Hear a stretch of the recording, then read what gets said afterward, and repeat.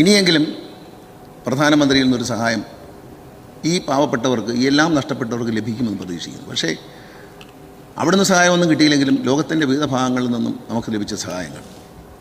July മാസം 30 കേരളം ഉണർന്നത് ഞെട്ടിപ്പിക്കുന്ന ഒരു ദുരന്തത്തിലുള്ള വാർത്തയുമായിട്ടാണ്. അത് കഴിഞ്ഞുള്ള ദിവസങ്ങളിൽ ദുരന്തം വാർത്ത, ഞെട്ടിക്കുന്ന വാർത്തയിൽ നിന്നും വേദനിപ്പിക്കുന്ന വാർത്തയായി അത് മാറി. ഓരോ നിമിഷവും വയനാട്ടിൽ ജീവൻ നഷ്ടപ്പെട്ടവരുടെയും സർവ്വതും നഷ്ടപ്പെട്ടവരുടെയും ദുഃഖകഥകളുണ്ട്. നമ്മുടെ നാട് മരവിച്ച് നിൽക്കുന്നൊരവസ്ഥയായിരുന്നു. ഈ അവസ്ഥയിൽ അവർക്കെല്ലാ സഹായവും എത്തിക്കാൻ ബഹുമാനപ്പെട്ട മുഖ്യമന്ത്രിയുടെ നേതൃത്വത്തിൽ റവന്യൂ മന്ത്രിയും മറ്റു മന്ത്രിമാരും ഒരു വലിയ ടീമായി നിന്ന് പ്രവർത്തിച്ചത് വലിയൊരു ആശ്വാസമായി. അതിൽ പ്രതിപക്ഷത്തിൻ്റെ എല്ലാ സഹകരണവും ഉണ്ടായി എന്നത് പ്രശംസനീയമാണ്. എല്ലാവരും ചേർന്ന്, രാഷ്ട്രീയം മറന്ന്, ജാതിമത ചിന്തകളെല്ലാം മറന്നുകൊണ്ട് മലയാളി പതിവ് പോലെ ആ ദുരന്തത്തെ നേരിടാൻ, അവർക്ക് താങ്ങും തണലുമായി മാറാൻ മുന്നോട്ട് വന്നത് എപ്പോഴും അഭിനന്ദനം അർഹിക്കുന്നൊരു കാര്യമാണ്. ഏതൊരു ദുരന്തത്തിലും നമ്മുടെ നാട്ടിലെ ജനങ്ങൾ കാണിക്കുന്ന ഒരു ആത്മാർത്ഥത, സ്നേഹം, ത്യാഗം, ഇതെല്ലാം നമുക്ക് അവിടെ വീണ്ടും കാണാൻ കഴിഞ്ഞു. ഒരുപക്ഷെ ഒരു പരിധിവരെ അവർക്ക് ആശ്വാസമായെങ്കിലും ഈ ദുരന്തത്തിൽപ്പെട്ടവർക്ക് ബന്ധുമിത്രാദികളെ നഷ്ടപ്പെട്ടു, ജീവിത സമ്പാദ്യങ്ങളെല്ലാം നഷ്ടപ്പെട്ടു. ഇതൊന്നും തിരിച്ച് പഴയതുപോലെ ആക്കാൻ ആർക്കും തന്നെ കഴിഞ്ഞൊന്നും വരില്ല.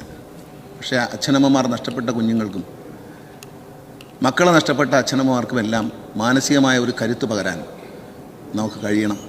എല്ലാവരും അവരോടൊപ്പം അവർക്കൊരു തണലായി നിൽക്കാൻ എപ്പോഴും തയ്യാറാവണം. ഇവിടെ എല്ലാവരും പ്രതിപക്ഷത്തും ഭരണപക്ഷത്തും ഉള്ളവർ സൂചിപ്പിച്ചതുപോലെ ബഹുമാനപ്പെട്ട പ്രധാനമന്ത്രിയുടെ സന്ദർശനം, അദ്ദേഹത്തിൻ്റെ സ്നേഹവായ്പകൾ, അദ്ദേഹത്തിൻ്റെ സ്നേഹഭാവങ്ങൾ ദുരന്തത്തിൽപ്പെട്ടവർക്കും പ്രത്യേകിച്ച് മലയാളികൾക്ക് മുഴുവൻ ഒരു വലിയ പ്രതീക്ഷ നൽകി. അദ്ദേഹത്തിൻ്റെ സ്നേഹഭാവത്തിൽ നിന്നും വളരെ അനുകമ്പാപൂർവമായ ഒരു സഹകരണവും ഒരു വലിയ സഹായവും കേരളത്തിന് കിട്ടും എന്ന് നമ്മൾ പ്രതീക്ഷിച്ചു. പക്ഷേ ഈ നിമിഷം വരെ അത് ലഭിക്കാത്തതിൽ അതിയായ ഖേദമുണ്ട്. ഒരു ദുഃഖം കാണുകയും ആ മുറിവ് ഉണങ്ങുന്നതിന് മുമ്പ് തന്നെ അവരെ സഹായിക്കുകയും ചെയ്യുമ്പോൾ അതിന് മുറിവ് ഉണങ്ങുന്നു. എപ്പോഴെങ്കിലും എന്നെങ്കിലും കിട്ടിയിട്ട് കാര്യമില്ല.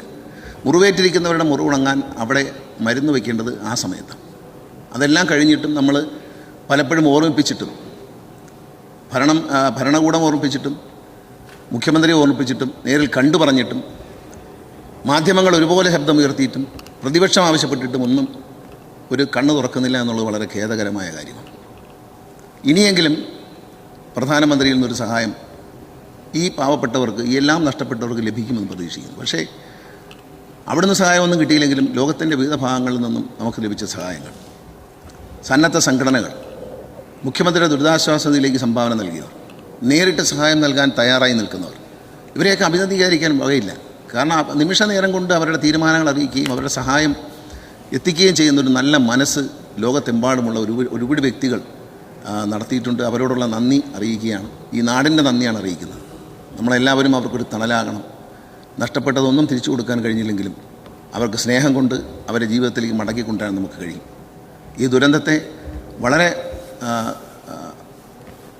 നല്ല നിലയിൽ, അതായത് ഒരു പരാതിക്ക് ഇടവരാതെ കൈകാര്യം ചെയ്യാൻ ഗവൺമെൻറ്റിന് കഴിഞ്ഞു എന്നുള്ളത് ആശ്വാസകരമായ കാര്യമാണ്. ഇനിയുള്ള നാളുകളിൽ അവർക്ക് നൽകാനുള്ള പുനരധിവാസ പ്രവർത്തനങ്ങൾ ഇതെല്ലാം വേഗത്തിൽ തന്നെ നടത്തിക്കൊണ്ട് അവരെ ആ ജീവിതത്തിലേക്ക് തിരിച്ചു കൊണ്ടുവരാൻ നമുക്ക് കഴിയട്ടെ എന്ന് ആശംസിക്കുന്നു. അതോടൊപ്പം തന്നെ നമ്മളെ വിട്ടുപിരിഞ്ഞ സഹോദരന്മാർ, സഹോദരിമാർ, അവരുടെ ആത്മാവിന് ശാന്തി നേർന്നുകൊണ്ട് ആദരാഞ്ജലികൾ അർപ്പിക്കുന്നു. മറ്റ് ജീവിച്ചിരിക്കുന്ന നമ്മുടെ സഹോദരന്മാരും സഹോദരിമാരും കുഞ്ഞുങ്ങളും അവർ ഇനിയുള്ള ജീവിതം മനക്കരുത്തോടെ നേരിടാൻ അവർ കഴിയട്ടെ എന്ന് പ്രാർത്ഥിക്കുന്നു.